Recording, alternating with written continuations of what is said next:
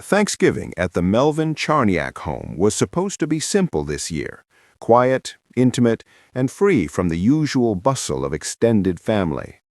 Craig had insisted that this holiday should be just for them, a moment to breathe, reconnect, and create new memories with their children. Lindsay agreed wholeheartedly. After the long hours, constant schedules, and emotional weight that comes with being public figures, both of them had been craving something gentle, something unremarkable, in the best possible way. But sometimes the moments we expect to be the most peaceful become the ones that change everything. Guests close to the family say the day began normally. Craig was in the kitchen early, teasing Lindsay about her famous but always slightly burnt dinner rolls. She laughed, throwing a towel at him, her eyes bright with the kind of joy that only comes when two people feel entirely in sync. By mid-afternoon, the table was set. The kids were helping light candles. Soft music filled the background, and the house radiated the warm, familiar glow of a holiday unfolding just as it should. No one had any idea what was about to happen. It started with a message, a simple, unexpected notification on Craig's phone. He almost ignored it, brushing it off as another work email that could wait until after dessert.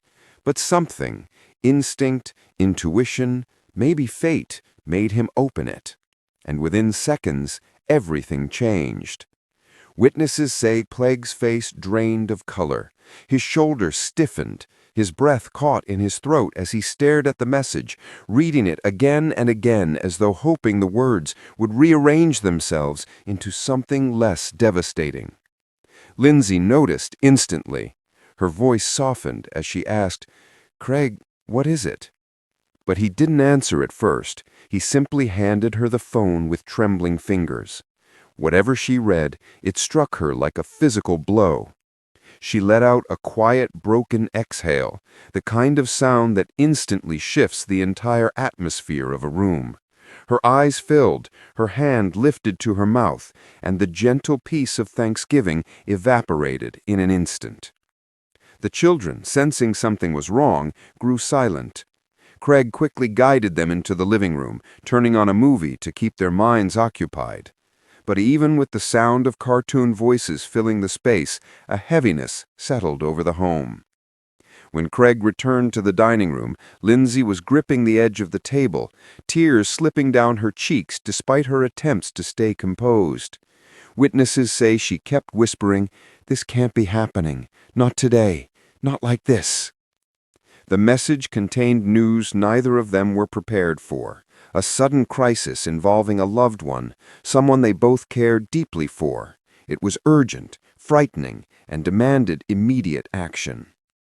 Craig and Lindsay stood there for a long moment, their hands locked together, trying to process the reality that their holiday, their moment of peace, had just shattered.